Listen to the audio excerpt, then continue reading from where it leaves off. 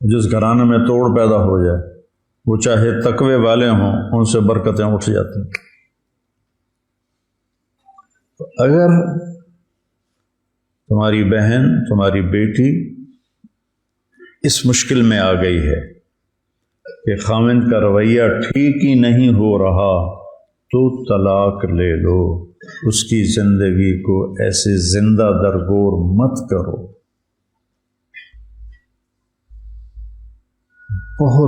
جیسے یہ بہت بڑا ظلم ہے بے وجہ طلاق دے دینا، ایسے ہی بہت بڑا ظلم ہے کہ ضرورت کے باوجود طلاق نہ لینا۔ لڑکی کی طرف سے بدتمیزی ہے، وہ بھی گھر اجاڑ کے ہی بیٹھے گی، اس سے پہلے نہیں بیٹھے گی، پہلے ہی عزت کے ساتھ الگ ہو جائے۔ لڑکا بدتمیز ہے، بد اخلاق ہے۔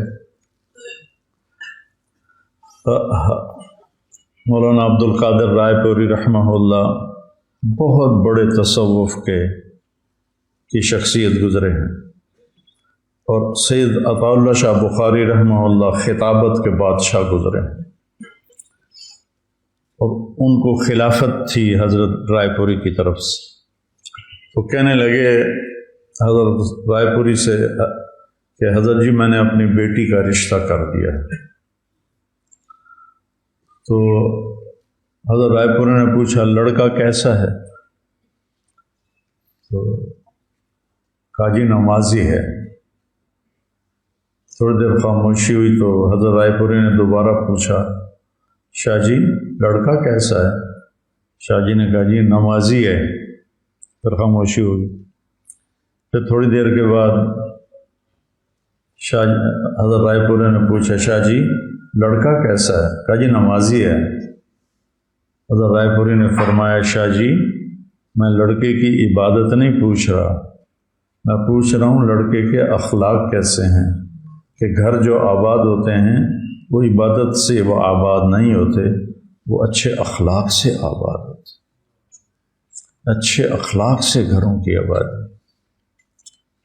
کثرت عبادت اس کے لیے اجر ہے، لیکن گھر اگر چلنا ہے یا چلانا ہے تو تمہیں بول میٹھا کرنا ہوگا، چہرے پہ بیوی کے لیے بشاشت رکھنی ہوگی، تمہیں ناگواری ہے تو بھی بشاشت کو رکھنا ہوگا، اس کی تمہیں اللہ قیمت دے رہا ہے، ہر رشتے کے جوڑ کی اللہ قیمت دے رہا ہے۔ اور یہاں میرا نبی بیچ میں ضامن بن کے کہہ رہا ہے خیرکم خیرکم لأہلہ، تم میں سب سے بہترین انسان وہ ہے جو بیوی کے ساتھ اچھا سلوک کرتا۔ پھر آپ نے فرمایا انا خیرکم لأہلہ، اور میں تم سب میں اپنی بیویوں کے ساتھ سب سے اچھا سلوک کرتا ہوں۔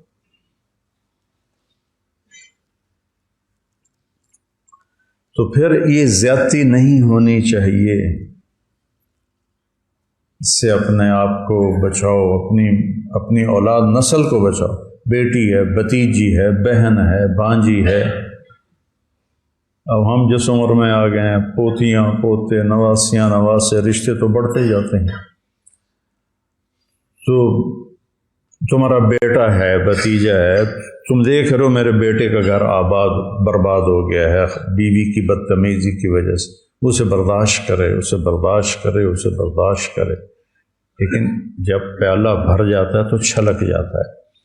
تو اس حد تک نوبت نہیں جانی چاہیے کہ بیٹا کہے کہ میں تو کہیں گھر چھوڑ کے ہی بھاگ جاؤں، جہاں خاندانی سسٹم ہے۔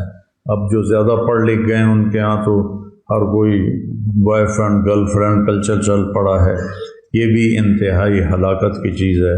بوائے فرینڈ گرل فرینڈ یہ مغرب کا کلچر ہے، یہ ہمارا نہیں، ہمارا ہے عزت کے ساتھ نکاح دینا۔ اور ایک اور بات بیچ میں آ گئی کہ رشتہ دیکھنے کے لیے 8-10 عورتیں جاتی ہیں، واپس آ گئے ناک موٹا ہے، دویاں دی کان چھوٹے ہیں، تریاں دی آئی آنکھ دی پتلی ٹیڑھی ٹیڑھی آئی، چوتھیاں دی آئی سر چھوٹا ہے، پنجویاں دی ڈڈ بڑا ہے۔ یہ ایسی بکواس کرتی ہیں کہ کسی کی بیٹی پر مل کر، یہ کوئی طریقہ ہے رشتہ کرنے کا؟ میرے نبی نے کیا کہا؟ لڑکا لڑکی آپس میں بیٹھ کے دیکھ لو ایک دوسرے کو. کس نے منگنی کی تھی تو آپ نے کہا تھا اللہ رائی تھا اور جالس سہا.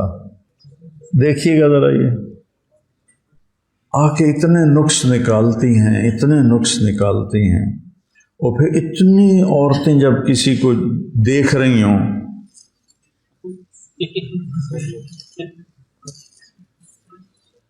تو اس بیچاری پہ کیا گزر رہی ہوتی کہ ہر نظر تیر بن کے چبھر، تیر بن کے تیر بن کے تیر بن کے نشتر بن کے اس کے اندر جا رہا.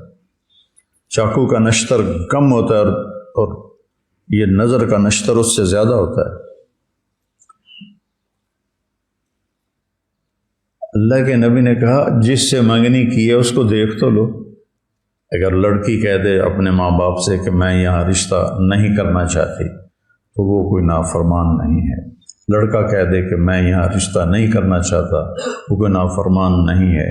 کتنے گھر وہ جو ہمارے ذمہ داروں میں، اب تو خیر وہ خاندانی سسٹم وہ بڑے سارے قبروں میں چلے گئے، جو جابر ہوتے تھے بس جڑی گل کر دیتی ساڑی ہکو گل ہوندی.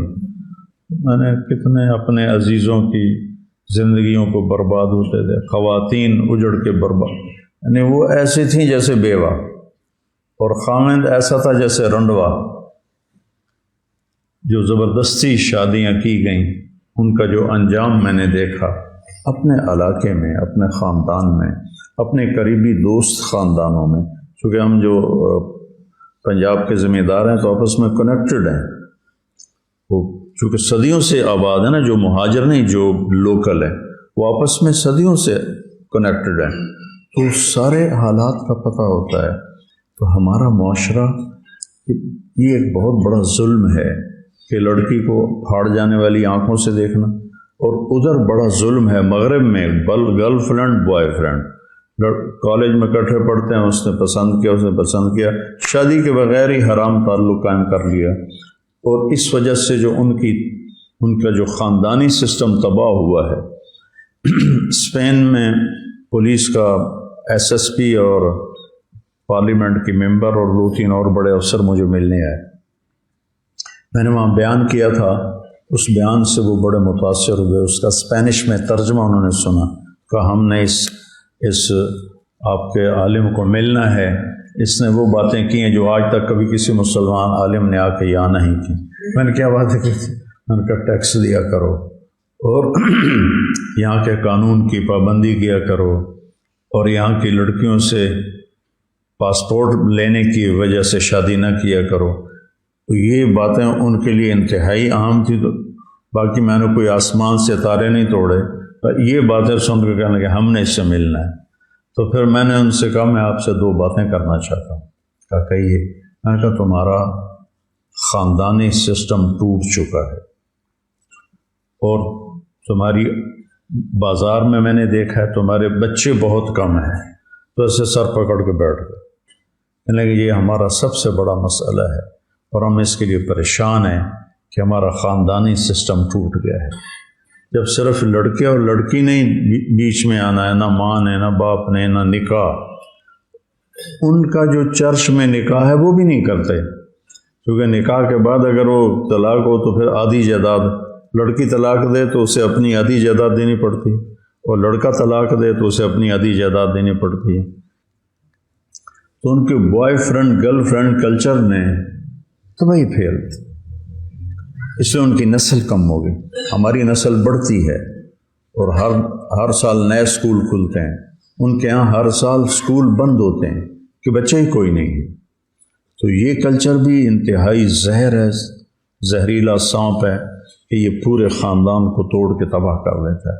اور دوسرا کلچر جو ہمارا ہے، جو میں نے بیان کیا ہے، اس کے جو نقائص ہیں وہ ہمیں تباہ و برباد کر کے رکھ دے. ہیز ایسی لعنت ہے کہ یہ ہندوؤں میں ہے. یہ ساری چیزیں ہندوؤں سے آئی ہیں، کیونکہ ہمارے علماء نے، صوفیاء نے معاشرت والا دین سمجھایا ہی نہیں. صوفیاء نے ذکر ذکر ذکر ذکر ذکر ذکر، اور علماء نے فقہ فقہ فقہ فقہ فقہ فقہ. تو جو نبی والی زندگی تھی وہ اور پچھلے شاہ ولی اللہ رحمہ اللہ سے پہلے تو کوئی حدیث کو جانتا نہیں تھا، بڑے بڑے علماء فقیہ گزرے لیکن حدیث کو کوئی نہیں جانتا تھا۔ یہ تو پہلی ہستی ہے جو شاہی حدیث کو لے کر آئے۔ یہ سارے بریلوی دیوبندی اہل حدیث سنی سب کے جو سند حدیث ہے سب کی ولی اللہ پر جا کر جمع ہوتی ہے۔ اتنا عظیم سرچشمہ ہے وہ شخص پورے بر صغیر میں حدیث پاک کا۔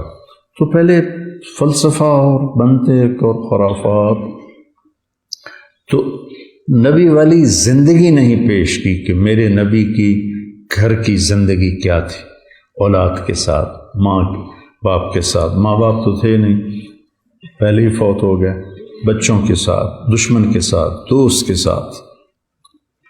تو جہیز بھی اسی ہندوؤں کی ایک رسم ہے جو ہمارے گاٹے فٹ ہو گئی ہے، اور ہماری طرف اب تو خیر کوئی نہیں رہا۔ یہ پہلے جب ہم چھوٹے چھوٹے تھے تو ہمارے سارے اگلی جو تھے بزرگ وہ سارے زندہ تھے، تو وہ پوری رسمیں نبھایا کرتے تھے جو بھی ہوتی تھی۔ تو اس میں ایک رسم تھی کہ لڑکی کا جہیز ساری بارات والوں کو دکھایا جاتا تھا، وہ چار پائیاں بچھ جاتی تھیں ہر ایک اپنے حساب سے۔ تو ہم نے اپنے گھروں میں دیکھا تو ایسے چار پائیاں بچ جاتی تھی، اور اس پر جناب کہیں کپڑے پڑے ہوئے ہیں، کہیں زیور پڑا ہوا ہے، کہیں جوتے پڑے ہوئے ہیں، کہیں بانڈے پڑے ہوئے ہیں، پتیلے بھی پڑے ہوئے ہیں، خراب۔ اور بھائی ایک خاتون سے میں نے سنا ساڈا پتر ہن انگلینڈ ہوندا ہے، ہن تو اسی شادی تو پہلے پوچھنا ہے کہ سانو دیو گے کی؟ وہ تیرا بیڑا غرق جائے، وہ تمہیں اپنی بیٹی دے رہا ہے، جگر کا ٹکڑا کاٹ کے دے رہا ہے بیٹی، اس کے بعد کہہ رہے ہو سانو دیو گے کی؟ تو ہم تو ٹھٹ دیونا چاہیے، ایسے گھر کے تو قریب سے نہیں گزرنا چاہیے۔